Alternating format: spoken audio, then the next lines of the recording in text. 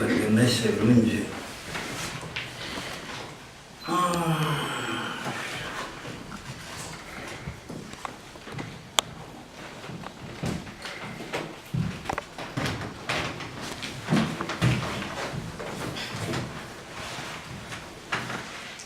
Omul în mulțime a spus ceva și mulți întoarseră capul. Omul ieși în față și spuse ceva. Ceilalți cu toți împreună făcură o mișcare de ape către el și numai la adresa lui.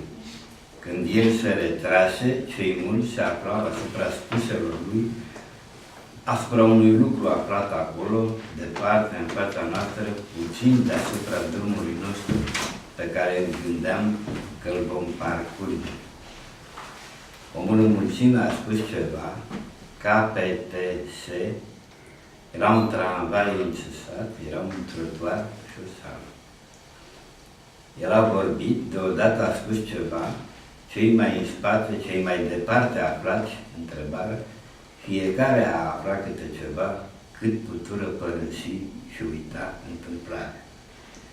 El, desigur, asta a spus, că ceva lui acolo îi se întâmpla, dar asta trebuia cercetat, nimeni nu vedea nimic, iar el spunea, o vreme a spus că îi se întâmpla ceva. Timpul cercetării se găsește greu. Noi trebuie să mergem mai departe, trebuie să continuăm, orice oprire naște probleme care nu se pot rezolva. Aceste lucruri le-am desprins din discuțiile tuturor cu toți.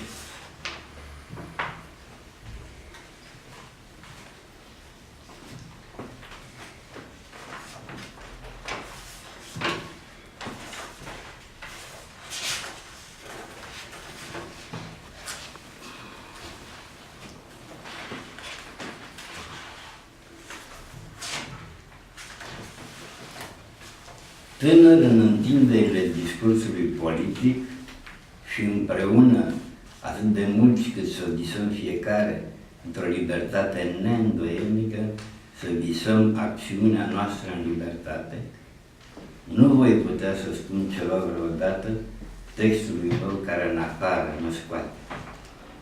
Eu și ceea ce se înțelege suficient din acest de aici încolo, rețineți de aici încolo, rețineți în fața mea, rețineți, eu am dorit să supun acțiunii textului meu existența mea, intrând astfel întotdeauna și acum într-o confuzie pe care, din motive bine întemeiate, pentru că ceea ce se poate face este mergerea mai departe, deci o confuzie pe care o înlătur în libertate. Este vorba de întinderile existenței noastre, de întinderile discursului politic, care este imaginea mulțimii. O număr crescător, infinit, care închipuie existentul ca pur interior. Este vorba de textul acesta care mă amintează, pe care eu îl sfâșii în acest punct, sau pe care l-a sfâșiat deseori, oboseala celui din fața mea, izvorâtă din dreptul lui inalienabil la libertate.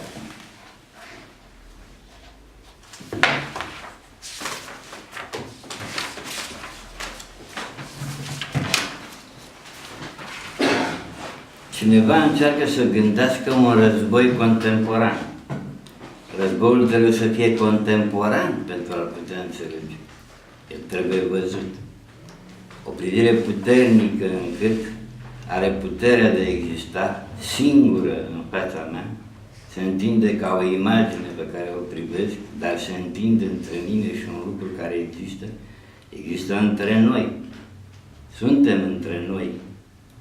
Paranteză, citat, oamenii. Se întinde în spațiul în care ar trebui să existe trupul meu și mai mult, capul meu în câmpie, în iarba care se îndoaie și înțeapă urechea și ochiul. Eu ar trebui să fiu acolo, în acel spațiu apropiere, eu, cel pentru care ochiul meu vede și urechea mea aude, să există acolo, să mă adăpostesc cu uciderea omului de către om, într-o aceeași existare, cu riscul de a fi ucis, dar cu riscul de a ucide.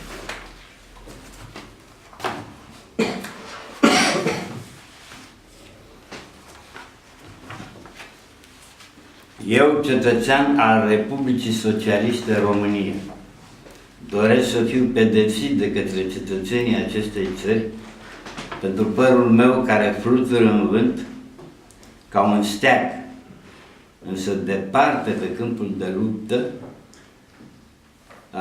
Părul meu flutură în vânt ca un steag, însă departe pe câmpul de luptă, deși de mult oameni nu se mai ucid pe un câmp de luptă, dragostea și războiul, tehnicile morții și ale procesului nu mai au un loc al lor.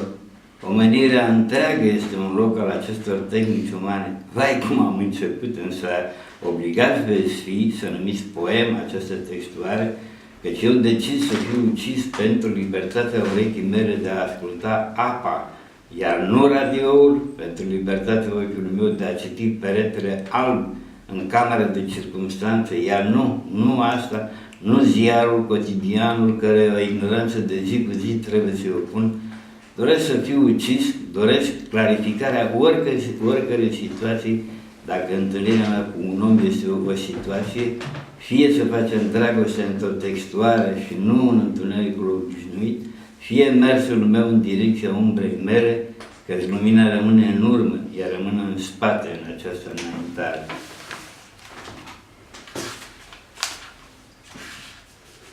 O revoluție, încă o revoluție. Aici, încă una.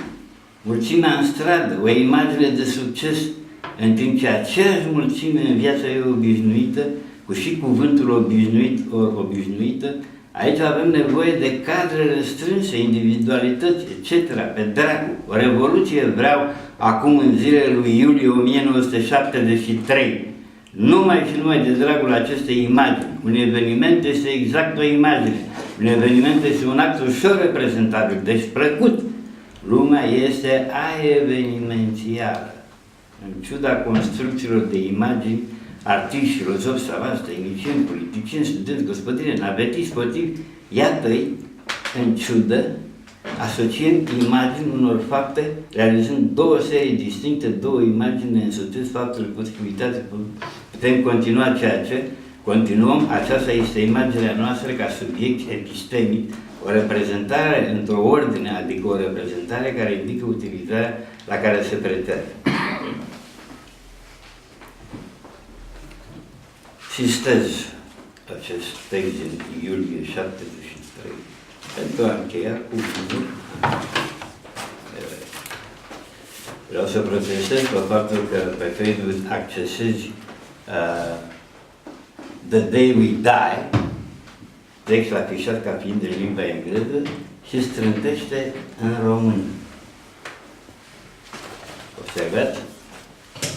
Este, cum am spus și în 71, textul înaintează aici și acum.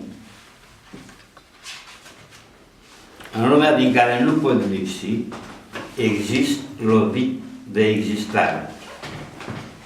Există adăpostit de ea, nu se poate opri în dreptul meu lumea ca un prieten.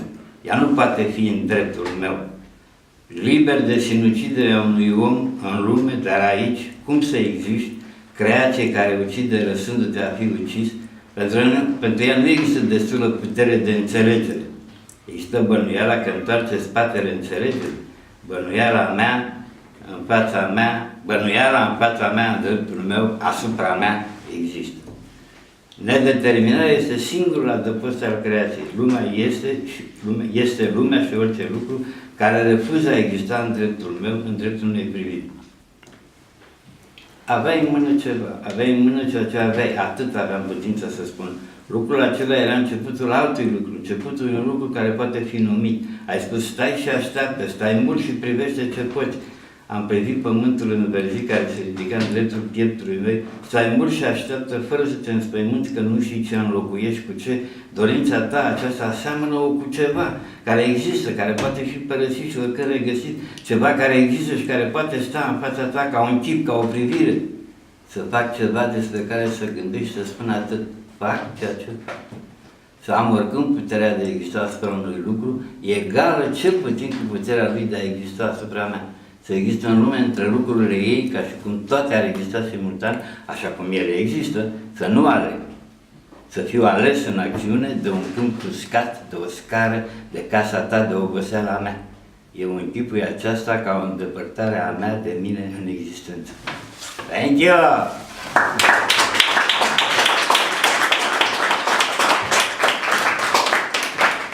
Gările sunt din 71 și din 73. Au văzut de mult. Încă un argument că de mult nu apare de fapt nimic. Nici această masă de oameni din orașul București nu poate fi publicată. Deci, Lucru mai ești pe aici?